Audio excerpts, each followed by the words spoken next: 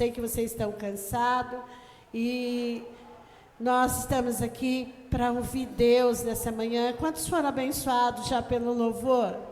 Glória a Deus. Queria chamar o pastor Vanderlei para vir fazer uma oração aqui pelo Emanuel. Que o Senhor use ele nesta manhã e que a gente possa pagar o preço, irmão. Você vê esse louvor, né, que todos falaram, que nós temos que pagar o preço. Paulo e Silas pagou esse preço para que essa família do carcereiro fosse salvo. E se você quer ver sua família de pé, pague o preço, irmão, e você verá, amém? Amém. Estenda suas mãos para cá, irmãos.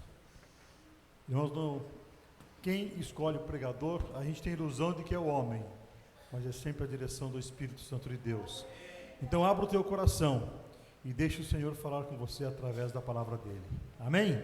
Soberano Deus e amado Pai, em nome de Jesus, quero te apresentar, ó Pai, a vida do teu servo, teu filho, ó Pai, que nesse momento, Senhor, vai trazer a tua palavra. Que ela seja, Senhor, uma semente que será plantada em nosso coração e que essa semente, ó Pai, possa crescer, florir e dar bons frutos, tudo para a glória do teu nome.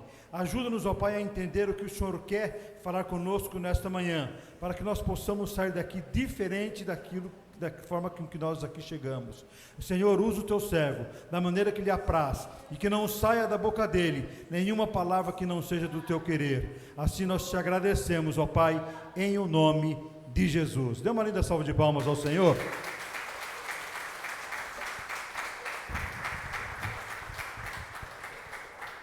Bom dia, igreja, paz do Senhor Jesus. Vamos lá então para mais um culto abençoado. Eu gostaria de convidar vocês a abrir a Bíblia comigo no livro de Provérbios. Nosso tema aqui é família, vamos falar um pouquinho de família hoje. A Michele e o Cadu acordaram, eu achei que eles não iam vir, eles prometeram que um ia vir hoje, né? Mas eu achei que eles não iam aparecer não, mas chegaram no último segundo. Mas vamos lá, eu convido vocês a abrir Provérbios 22:6. Então, esse mês tema família, o Senhor colocou uma palavra em meu coração e eu gostaria de compartilhar com vocês. Na minha versão diz assim: instrua a criança segundo os objetivos que você tem para ela, e mesmo com o passar dos anos, não se desviará deles. Vou ler mais uma vez, instrua a criança segundo os objetivos que você tem para ela, e mesmo com o passar dos anos, ela não se desviará deles. Para a gente abordar esse versículo, a gente vai ter 3 expectativas, vamos dizer assim, e provavelmente cada um vai se enquadrar num ponto. Então esse versículo pode ser que seja para um pai, para instruir seu filho, pode ser que você esteja na forma de filho, para você entender melhor o seu pai, e pode ser que você esteja no ponto de filho do nosso Pai Celestial. Pode ser que o Senhor Deus queira te dar uma lição, de explicar como funciona melhor as coisas. Então temos essas 3 perspectivas. Pode ser que você esteja no modo pai, no modo filho, ou no modo do filho do Deus Celestial que temos, do Pai Celestial. A gente vai explorar as lições que eu preparei, baseado num livro que eu li há um tempo atrás, que chama Pais Brilhantes, Professores Fascinantes, do Augusto Cury. E lá ele trata alguns hábitos que os pais e os professores têm. E são 7 hábitos, eu vou trabalhar 5 aqui com a gente, depois se você gostar, você lê o livro para descobrir os outros 2. Eu vou deixar você curioso aí caso dê certo. E vamos falar dos hábitos dos bons pais e dos pais brilhantes. E o primeiro hábito que esse livro fala é que bons pais dão presente. Eu não sei se você gosta de ganhar presente, mas eu amo ganhar um presente. É muito bom a gente estar ganhando presente. Quando eu li isso aqui, me veio à memória. Eu lembro quando eu era pequeno, a gente não tinha do Rafa, era eu, meu pai e minha mãe. E de vez em quando a gente ia passear no shopping. Na época não tinha shopping aqui, a gente ia em São Paulo, né? E era um dia muito especial, era um dia marcante, né? Era muito gostoso esse dia. Eu lembro que a gente entrava na loja de brinquedo e meu pai falava, escolhe um brinquedo. Eu ficava feliz da vida e começava a olhar aquele monte de prateleira, eu vou escolher. E quando eu escolhi um presente, eu falei, pai, eu quero esse daqui. A minha mãe vinha e falava, esse aí é muito caro, escolhe um mais barato. Eu falei, não, mas eu gostei desse, meu pai, deixa ele levar, ele escolheu esse. Não, o menino está precisando de camiseta, está precisando de cueca, vamos comprar roupa, para que gastar tudo isso com presente? E aí, às vezes, eu ficava um pouco frustrado, né, que a minha mãe ficava tesourando, mas o meu bom pai, diz um bom pai, né, ele dá o prefiro, não, deixa ele levar, depois, né, arruma outra roupa para ele, mas deixa ele levar o brinquedo que eu escolhi. Então, se ele fala que um bom pai, ele dá presente, é uma coisa muito gostosa, né? Só que desse livro ele também fala que o pai brilhante, ele dá para o seu filho o seu próprio ser. Não há presente maior que um filho possa ganhar, é quando você tem um pai com bom caráter, com um bom testemunho. E se a gente ler Provérbios 22, não precisa abrir, que a gente vai abrir bastante, acaba demorando, mas Provérbios 22:1 fala que uma boa reputação vale mais que grandes riquezas. Então, se tem um presente que a gente pode dar para o filho, é o pai ter uma boa reputação. Isso é algo que não tem, tipo, a Bíblia fala, é a maior riqueza, é maior do que dinheiro, você ser um bom exemplo para o seu filho. E, como eu disse, lembra sempre as 3 expectativas, né? Então, Deus, como nosso pai, tem exemplo melhor do que é ter um pai, pela atitude que Deus tem com a gente. Então, a primeira lição é isso. Um bom pai dá presente, é muito bom ganhar presente. Mas um pai brilhante, ele dá um bom testemunho de vida para o filho. No segundo hábito aqui de um bom pai, fala que bons pais nutrem o corpo. Então, alimentação é responsabilidade dos pais, amém? Vou contar um pouquinho da minha experiência com alimentação. Quando eu era pequenininho lá, eu tinha uma mamadeira da Turma da Mônica, coisa mais linda. Tinha a Mônica, Magali, Cebolinha, Cascão na mamadeira. Eu tomava o meu leitinho toda manhã. E foi por um bom tempo. Mas teve um dia, não lembro quantos anos eu tinha quando aconteceu isso, eu lembro que eu acho que eu acordei e tinha uma pizza lá em cima da mesa, de café da manhã. Eu falei, vou tomar com leite ou refrigerante? Vou tomar com uma Coca-Cola, acho que combina mais, né? E aí tomei com uma Coca-Cola, tudo bem. Outro dia fui tomar o café da manhã, ia comer uma bolacha. Eu falei, mas será que fica bom com Coca-Cola, bolacha? Aí eu experimentei. E ficou bom, Coca-Cola com bolacha no café da manhã, eu gostei bastante.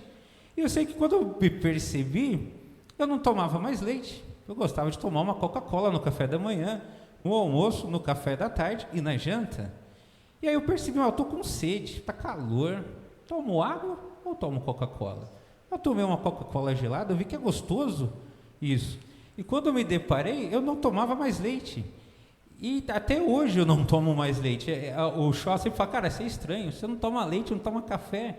Porque um dia meu pai me deu café. Eu tomei assim e falei, eu acho que eu prefiro Coca-Cola mesmo. Não vou tomar café não, Coca-Cola gelada é mais gostoso. E aí a minha mãe fala, tem que tomar leite. Mas ela não obriga a gente a tomar leite. Então eu ia lá e escolhia a Coca-Cola. E continuei tomando a minha Coca-Cola. Eu lembro uma vez que a minha mãe teve pedra no rim, sofreu, teve que fazer cirurgia. Eu lembro que ela falou, o médico disse que deu pedra no rim por causa do refrigerante. Você toma refrigerante, acaba dando pedra no rim. Falei, então acho que eu preciso mudar. De 2 copos eu vou tomar 1, né? Vou diminuir para 1, porque daí acho que o risco é menor. E com o passar do tempo a gente vai aprendendo. Então a minha mãe, nessa parte, ela não obrigava a gente a comer os melhores alimentos possíveis. Você podia escolher o que queria comer. E nesse ponto eu acabei parando de tomar leite. Até hoje é muito raro eu tomar leite, não tomo café, mas eu passei a tomar mais água, diminuiu o refrigerante consideravelmente. E uma outra experiência lá da minha família, eu gosto de dar exemplos práticos, né?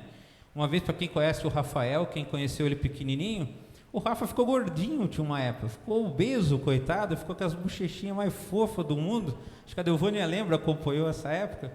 E lembra que a gente uma vez foi no médico, né? E aí o médico deu uma bronca na minha mãe, falou que esse menino está muito gordinho para a idade dele. E aí eu lembro que ela falou, vai ter problema de saúde, tem que cuidar da saúde. E o que aconteceu? Quando o Rafa nasceu, nós estávamos numa época muito próspera, né? Eu lembro que a igreja era muito comum, precisava juntar dinheiro, o que a igreja fazia? Vendia coxinha, vendia pizza, a pastora comprava não 1 dúzia, mas 2, 3 dúzias de coxinha. Então a gente comia muita coxinha, comia muita pizza, comia muito lanche, e teve esse efeito no Rafa. Eu lembro que o médico deu uma bronca na minha mãe. Não é para deixar a criança comer o que ela quer. Tem que dar os alimentos corretos, né? E aí eu lembro que foi uma fase difícil da vida, porque tudo em casa virou light diet. A manteiga era light, o leite é light, não sei o que, diet. Ela cortou as coxinhas, cortou as pizzas, tinha que comer salada. Foi um momento difícil da vida. Mas aí o Rafa voltou para o peso ideal, graças a Deus. E aí, esse livro ele fala que bons pais nutrem o corpo, certo? Tudo bem até aí? Está dando para entender que tem que cuidar da alimentação? Porém, os pais brilhantes nutrem o quê? A personalidade, esse livro fala. O que é uma personalidade? É um conjunto das características marcantes de uma pessoa. É a força ativa que ajuda a determinar o relacionamento das pessoas, baseada em seu padrão de individualidade pessoal e social. Refere-se ao seu modo de pensar, sentir e agir. Então, um bom pai, ele nutre o corpo, mas um pai brilhante, ele nutre a personalidade da criança. Então, se a gente for ver aqui em Provérbios 21, 23, e fala: quem é cuidadoso no que fala, evita muitos sofrimentos. Então, se tem uma coisa que os pais precisam ensinar para os filhos, e os filhos querem aprender, é sobre a personalidade. Então, a personalidade aqui é a forma que a gente pensa, como que a gente vai lidar com os problemas do dia a dia. A gente não quer ir para a escola, as crianças, mas tem que ir. Como a gente vai sentir os sentimentos, as coisas vão dar errado, como que a gente vai agir em cada caso. Então, a Bíblia fala que se a gente tomar cuidado, por um exemplo, né, no que a gente fala, a gente já evita muito sofrimento. Então, um pai brilhante, ele ensina o seu filho a pensar, a como sentir as coisas que vão acontecendo e como agir. Então, como eu disse da perspectiva, pode ser que Deus queira trabalhar isso com você como seu pai espiritual, na fé. Ele queira melhorar a sua forma de pensar, melhorar a sua forma de sentir e de agir, porque a nossa personalidade como cristão é diferente. Se a gente lê a Bíblia, a gente vê que a gente tem que tomar decisões de formas diferentes. A forma que a gente pensa não é igual o mundo costuma pensar. A forma que a gente sente não é igual como o mundo sente. A forma que a gente age não é da mesma forma que o mundo age. Então é uma coisa que a gente tem que se preocupar em trabalhar, a nossa personalidade. Então tem que pensar com calma, tem que tomar cuidado no falar, no sentir e no agir. Então, bons pais nutrem o corpo, pais brilhantes nutrem a personalidade. Então, é a responsabilidade dos pais trabalhar isso nos filhos. Terceiro ponto, bons pais corrigem erros. Em Provérbios 29:15 diz que a vara da correção dá sabedoria, mas a criança entregue a si mesma envergonha sua mãe. Em Provérbios 29:18 diz: discipline seu filho, e ele te dará paz e trará grande prazer à sua alma. Se a gente for ver no dicionário o que quer dizer o discipline, ele fala o quê? Obediência às regras, aos superiores e a regulamento. Então, bons pais corrigem, mas pais... Opa, como é que quase que eu falei? Vou te falar já. E os pais brilhantes, eles fazem o quê? Ensinam o filho a pensar. Se você pensar antes de fazer, você erra menos. Você vai errar. Mas se você pensar antes de fazer, você vai errar menos. Mas um bom pai corrige. Exemplos de prática, né? A forma de pensar, isso aqui minha mãe me ensinou a pensar antes. Para quem não sabe, quando eu era pequenininho, meu pai e minha mãe trabalhavam muito, eu tinha que ficar com meu tio Paulinho, que está aqui, e minha tia Cidinha. E lá na casa deles, eu lembro quando eu ia ficar lá, minha mãe falava: você obedece o seu tio com a sua tia. O que eles mandassem fazer, você faz.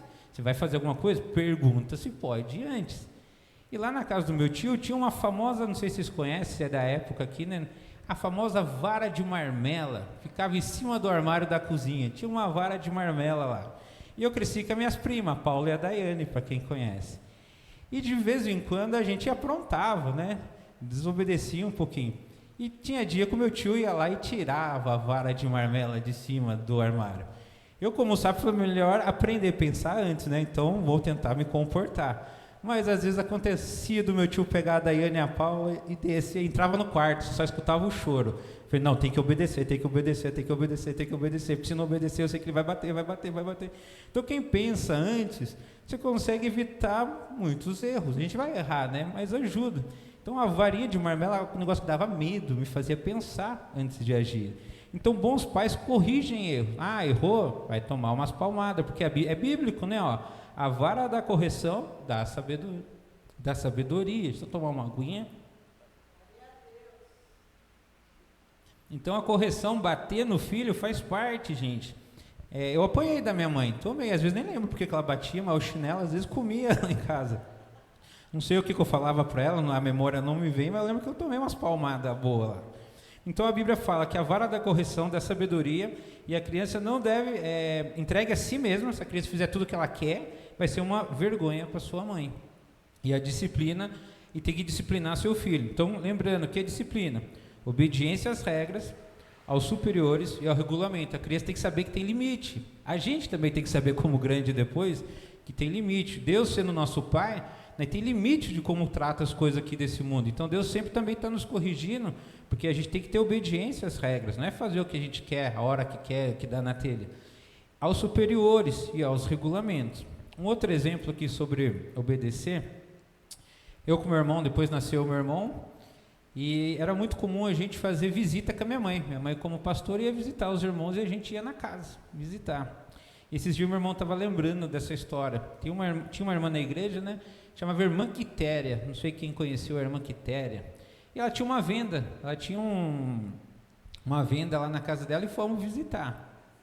O armazém. Tinha um armazenzinho, a venda lá dela. E fomos lá. E aí meu irmão, a gente está lá, e meu irmão fala assim: eu quero uma Coca-Cola na vitrine. A minha mãe olhou: você quer o quê? Quero uma Coca-Cola. Ah, tá bom, em casa a gente conversa.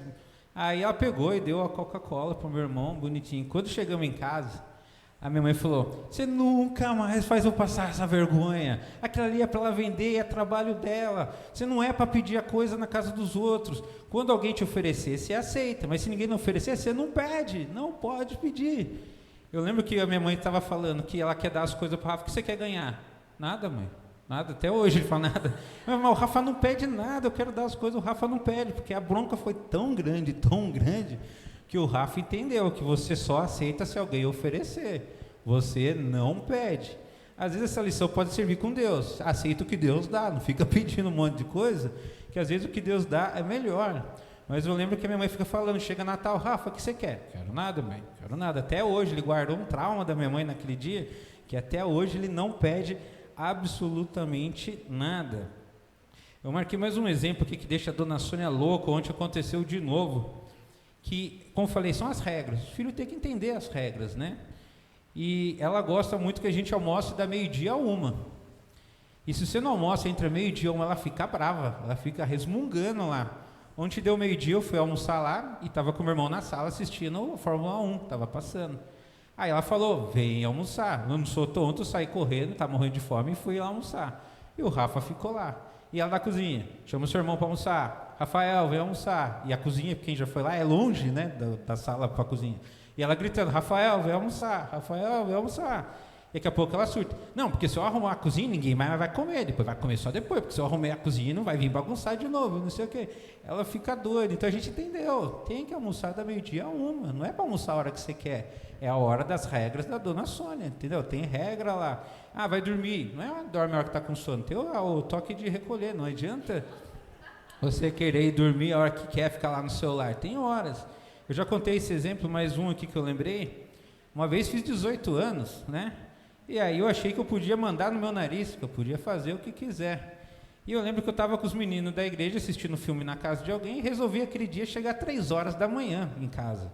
Por quê, irmãos? Nossa vida. O pessoal fala que a pastora é anjo da igreja, aquele dia não parecia anjo, não. Cheguei lá e falei: o que você está pensando que está fazendo da sua vida? Você acha que aqui em casa entra a hora que quer? Deu meia-noite, tem que estar aqui em casa. Naquela época eu nem tinha celular para avisar, mas falei: ela sabe que eu estou com os meninos da igreja, está tudo bem. Próxima vez que você fazer isso, você não sai mais daqui, não sei o quê. Eu falei: não, mas eu estava com os meninos, não interessa. Se a mãe deles deixa, o problema é deles. Aqui tem regra nessa casa, não entra depois da meia-noite. Nunca mais achei que era dor do meu nariz até eu casar. Falei: tá bom, são as regras, meia-noite, né, tá dentro de casa, então. Então, uma coisa que a Bíblia pede para a gente fazer é disciplinar um filho. Então, você que é pai, tem regra na casa. Põe regra lá, porque a Bíblia fala para disciplinar.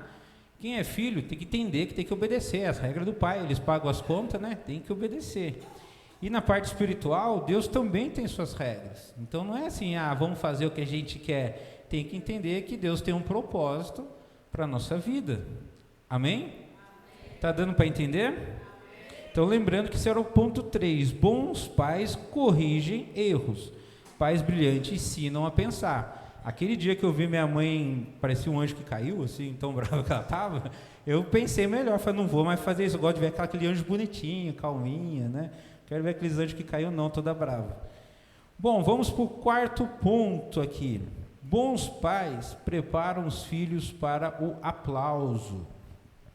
Essa foi uma outra lição que a pastora Sônia deixou claro em casa. Bons pais preparam os filhos para o aplauso. Praticamente ela usava um versículo base para a gente, que está em Romanos 11:36. Diz assim: porque dele, por meio dele e para ele são todas as coisas. A ele a glória para sempre. Amém.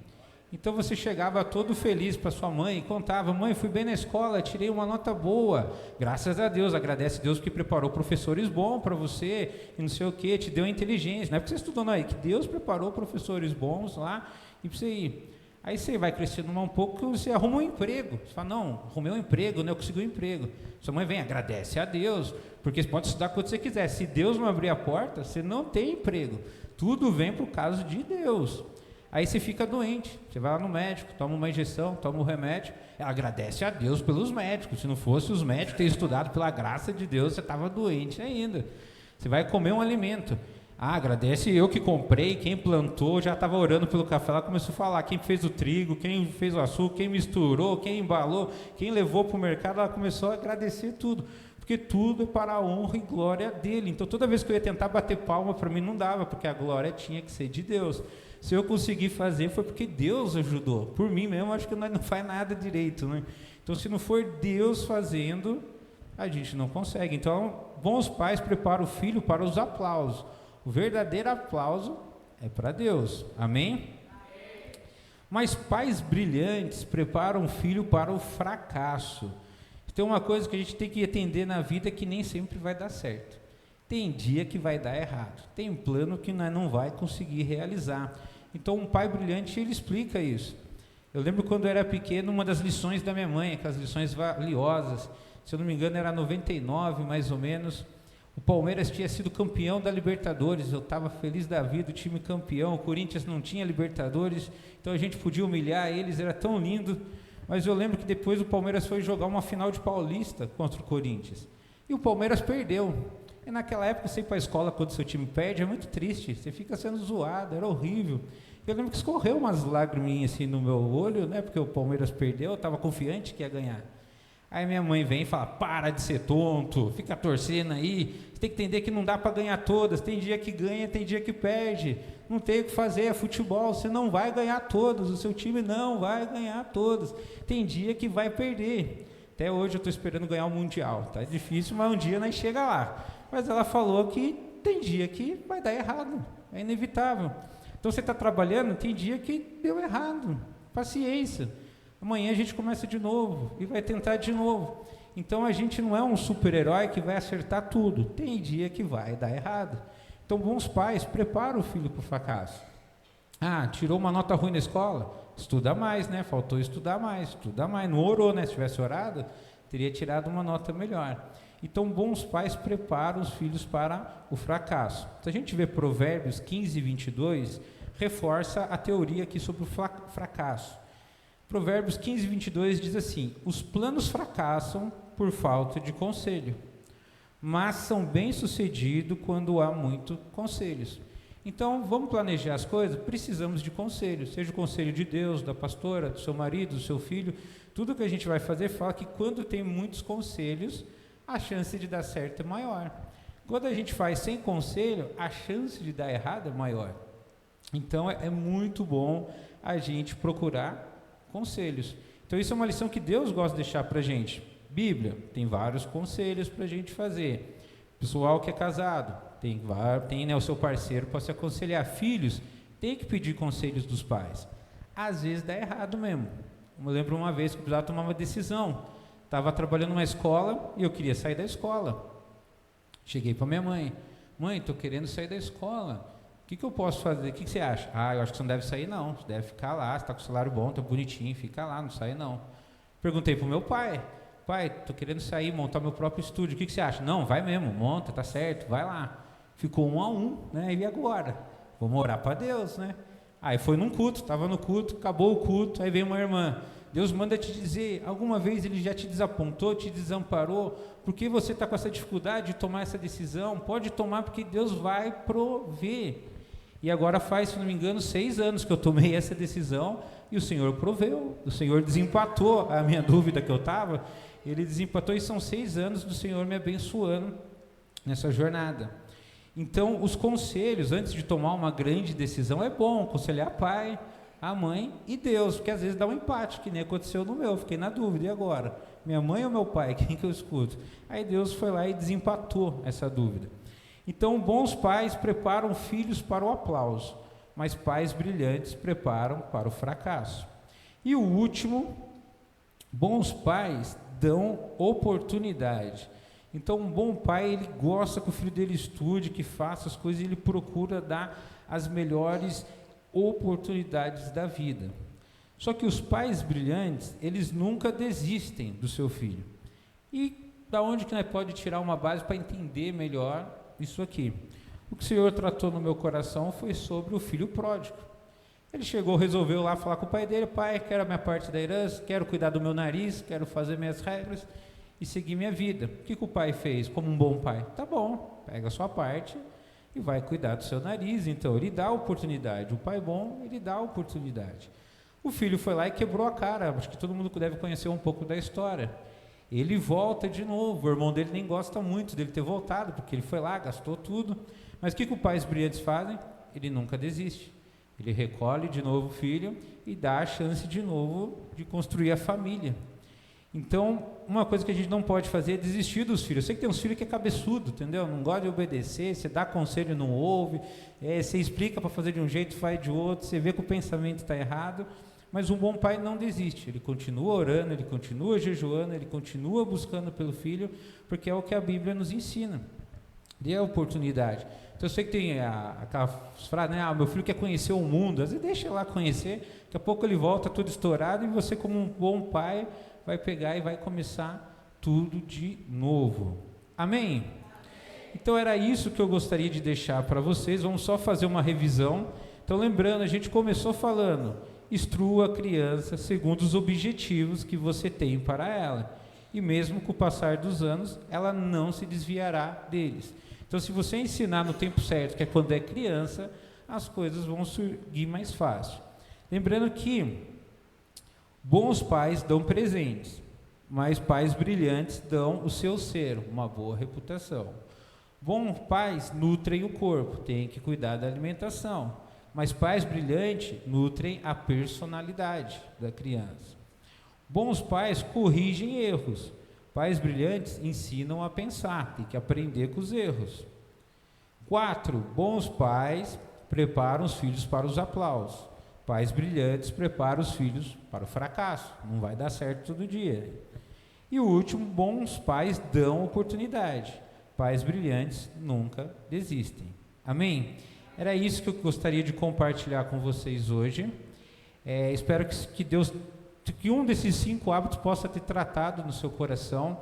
Lembrando que pode ser que você esteja na posição de pai, de ter que educar, talvez esteja na posição de filho, de ter que aprender. Pode ser que seja na posição de filho espiritual, entender o que Deus tem, quais são os objetivos de Deus para a sua vida. Queria convidar vocês para ficar de pé, para a gente fazer uma oração e agradecer a Deus por esses ensinamentos. Pai querido, Pai amado, Senhor, eu agradeço a Ti pela oportunidade de hoje, de podermos ler a Tua palavra e aprender um pouco mais. Que o Senhor possa nos guiar, Pai, em nossas famílias, como pais e filhos, Senhor. Que possamos entender o objetivo que o Senhor tem como família para nós, que possamos viver em paz e em alegria, Senhor, e que a cada dia podemos aprender mais e mais de Ti, que cada um aqui, Pai, possa ter uma semente nesse coração hoje, que o Senhor possa cultivar, Pai, e que esses lares possam ser abençoados, Senhor, pela Tua palavra e pelo Teu ensinamento, Pai. Eu agradeço a Ti pela oportunidade, mais uma vez, de podermos reunir, Pai, em Teu santo nome, para a honra e glória do Teu nome.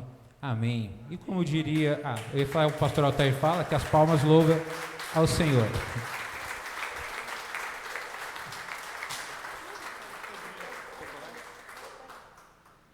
Glória a Deus, amém? Vamos aplaudir o Senhor mais uma vez.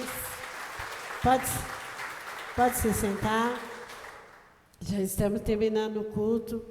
E cada palavra que é ensinado aqui, irmãos, se a gente pegar, a gente sabe que, a gente aplicar, porque lá em Apocalipse diz assim, bem